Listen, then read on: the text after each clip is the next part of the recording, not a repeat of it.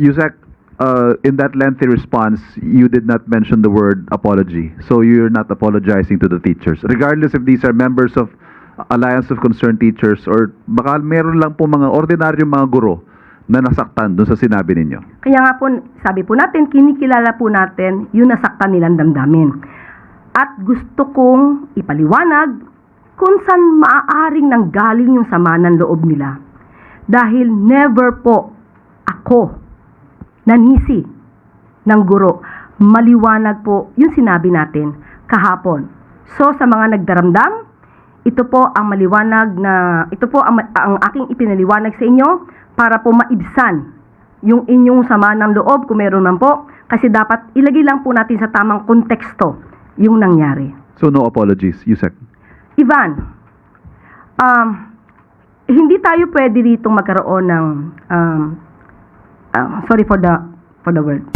I would like to get your statement lang po on yesterday's comment po of the Alliance of Concerned Teachers saying that your statement yesterday regarding the Ateneo de Zamboanga incident to teachers was reckless and insulting daw po.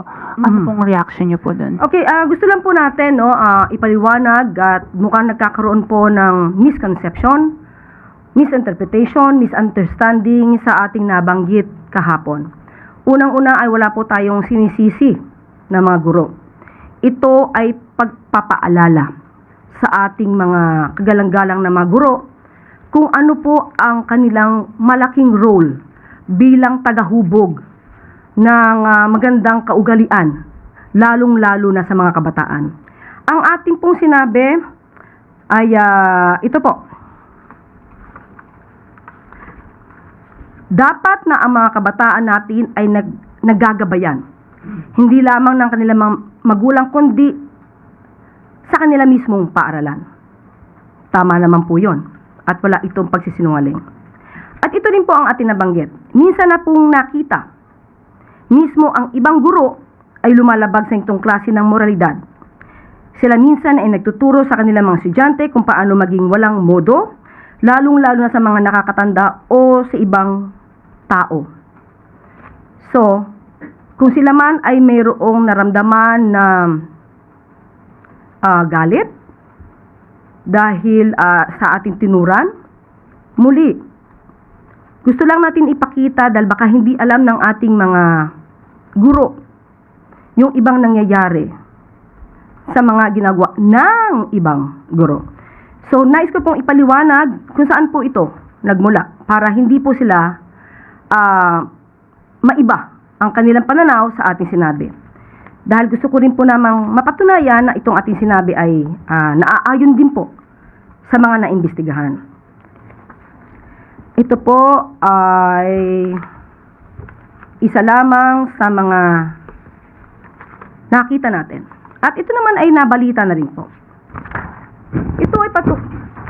Ito ay patungkol sa nangyari na ganap sa Davao City, kung saan may mga, hindi ko na po babanggitin kung saan eskwelahan. Dito po ay mga estudyante mismo, may mga sinasabi habang nandoon ang Pangulo. Mahirap banggitin yung mga words. Hindi katanggap-tanggap para mga kabataan ang magsalita ng ganito. So, ibibigay ko na lang siguro sa inyo kung ano yung mga sinabi nila. Yung isa nag-start sa letter B, yung isa nag-start sa letter Y, yung isa nag-start sa letter M and H. So, mga salitang hindi sana namumutawi sa ating mga kabataan. Ako mismo ang nagkipag-ugnayan kay Secretary Sani Angara patungkol po dito. At nung una po ay nagkaroon ng pag-deny ang pamunuan. Ngunit nung mas malalim na pag-iimbestiga, nalaman natin ang katotohanan patungkol sa mga ginawa ng mga estudyante. At isa pa po ito, maliban po dito, at ngayon po ito ay under investigation pa rin po. Isa po itong video na gawa ng isang guro Di na po namin babanggitin kung sino po ito at kung anong paaralan. Dito po, mismong estudyante niya ang tinuruan niya ng mga salitang mapang-insulto. At ako rin po ang nakipag-ugnayan mismo kay Secretary Sani Angara upang ito ay ma-call out, malaman kung ang video na ito ay verified, kung totoo. At umamin po ang guro na totoo niyang ginawa. At siya po ay nagbigay ng paumanhin.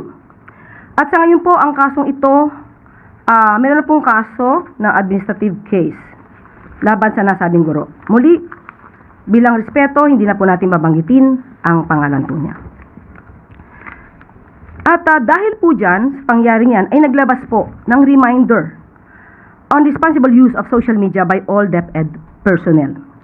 Ito po ay nilabas noong August 11, 2026 ng DepEd mismo. Kung saan sinasabi, this office has received reports of social media posts involving teachers and other school personnel that professionalism expected of DepEd personnel. So may mga lumabag po sa mga tamang kaugalian na nakikita ng kanila mismo mga estudyante. So nauunawaan po natin kung saan po nanggagaling ang ating mga guro, pero wag po nila sanang masamain kung atin lamang nire-remind at pinapaalalahanan na muli na napakalaki po ng inyong role bilang pangalawang magulang sa ating mga kabataan at hindi ko po kailanman hindi bibigyang galang ang mga guro.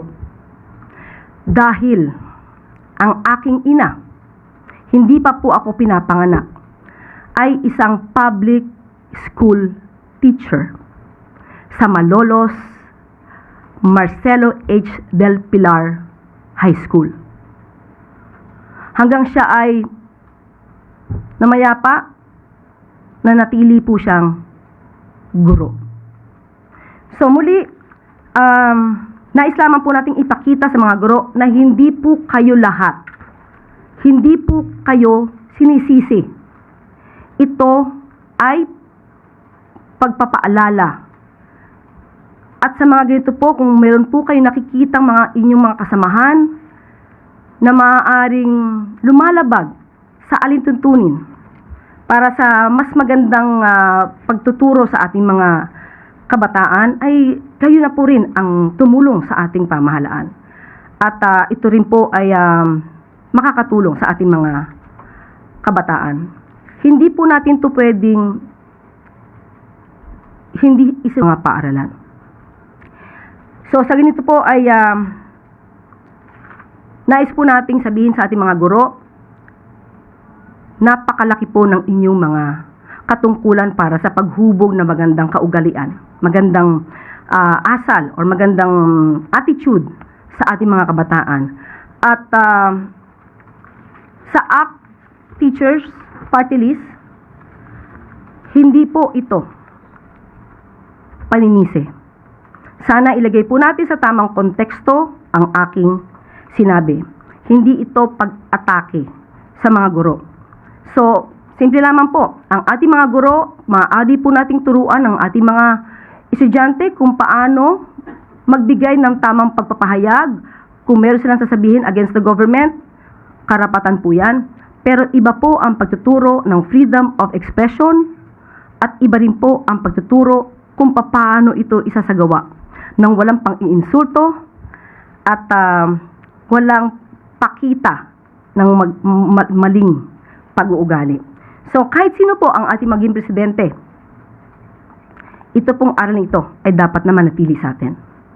So siguro tanungin na lang po natin ang ACT Party or ACT Teachers Party List. Sa ganitong naipakita natin na nangyari na mga paglabag ng ibang mga guro, hindi po lahat di ko never kung sinabi na lahat. Ano po ba kaya ang nagawa nila para mas maiangat natin ang tamang kaugalian sa ating mga kabataan? Tingnan po natin kung nakundi na ba nila itong mga isang teacher, yung ibang mga teachers na nagsagawa ng ganitong pagtuturo ng maling asal sa ating mga estudyante. So muli, ang mga teachers po, iginagalang po natin yan. Malamang ay nagkaroon lamang po ng misinterpretation dahil yung nagpalabas ng opinion ay malino po agad. Dahil sinabi na sinisisi po natin ang mga guro. Hindi po kailanman natin sisisiyan ng mga guro. Ito ay isang paalala lamang. At pati naman po, ang DepEd ay meron din po silang mensahe patungkol po dito. Gusto lang linawin na hindi ito tungkol sa paninisi sa mga guro. Ang punto ay kilalanin ang napakahalagang papel nila bilang pangalawang magulang ng ating mga learners. Malaki ang papel nila sa paggabay, pagprotekta at paghubog ng values and character ng ating mga anak, pati na rin ang pagiging mabuting halimbawa sa kanila. So yan po mga guro, kayo po ay iginagalang at binibigyang respeto lalong-lalo na ng Pangulo at ng administrasyong ito. Okay, sunod na tanong mula kay Ann Soberano, Bombo Radio. May follow-up ba, Ivan? Go ahead. Yusek, in that lengthy response, you did not mention the word apology. So you're not apologizing to the teachers. Regardless if these are members of Alliance of Concerned Teachers or baka meron lang po mga ordinaryong mga guro na nasaktan dun sa sinabi ninyo. Kaya nga po, sabi po natin, kinikilala po natin yung nasaktan nilang damdamin. At gusto kong ipaliwanag kung saan maaaring nanggaling yung sama ng loob nila. Dahil never po ako nanisi ng guro. Maliwanag po yung sinabi natin kahapon. So sa mga nagdaramdam, ito po ang maliwanag na, ito po ang aking ipinaliwanag sa inyo para po maibsan yung inyong sama ng loob kung meron man po. Kasi dapat ilagay lang po natin sa tamang konteksto yung nangyari. So no apologies, Yusek. Ivan, hindi tayo pwede dito magkaroon ng sorry for the word. Ayoko magkaroon ng additional na pang-iintriga dito.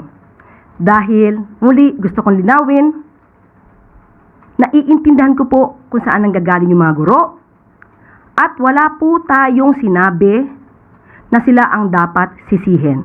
Ipinapakita lamang po natin kung gaano kalaki yung kanilang role bilang pangalawang magulang sa ating mga kabataan. So ngayon, ipinakita ko kung bakit yun yung nasabi natin dahil totoo naman na mayroong mga guro na hindi nagsilbing maganda or modelo sa ating mga kabataan. Kaya hinihimo ko po ang ating mga kagalang-galang na guro na magtulong-tulungan po tayo. Kung meron din po kayo nakikita mga ganitong klase mga nangyayari sa kapwa nyo guro, paalalahanan po natin na kayo po ay tinitingala bilang tagapagturo na magandang kaugalian sa ating mga kabataan. Sorry, Yusek, I did not mean to create intrigue, pang-iintriga as you might be implying. Ang sa isip ko lang ho kasi ngayon, what if after listening to your explanation, yung mga guro na nasaktan, ganun pa rin po ang kanilang pakiramdam?